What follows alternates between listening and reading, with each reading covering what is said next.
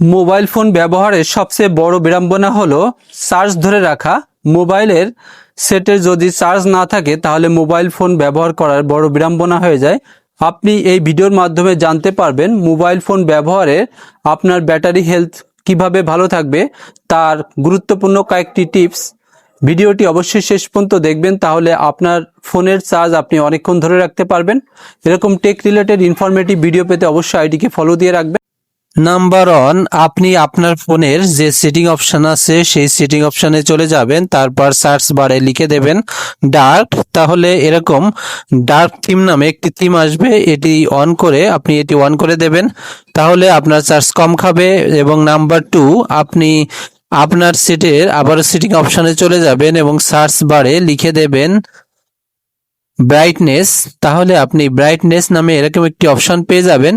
তারপর সেখান থেকে আপনি ব্রাইটনেস লেভেলকে অটো করে দেবেন অথবা অ্যাডাপ্টার ব্রাইটনেস করে দেবেন, তাহলে আপনার চার্জ কম খাবে। নাম্বার 3, আবারও আপনি সেটিংয়ে চলে যাবেন, তারপর সেখান থেকে আপনি সার্চ বার পাবেন, সেই সার্চ বারে লিখে দেবেন পাওয়ার। তাহলে পাওয়ার সেভার নামে এরকম একটি অপশন পেয়ে যাবেন, তাহলে আপনি পাওয়ার সেভারে ক্লিক দেবেন। সেখান থেকে আপনি চলে যাবেন ব্যাটারি সেভারে। এই ব্যাটারি সেভার অবশ্যই অন বা অফ থাকতে পারে, এটিকে অবশ্যই অন করে রাখবেন। তাহলে আপনার সেটে যখন এটি অন থাকে তখন এরকম ডিসপ্লেটি সাদা থাকে, যখন আপনি এটি অন করবেন তখন ডিসপ্লে এরকম কালো হয়ে যাবে এবং আপনার সেটের চার্জ অনেক কম খাবে।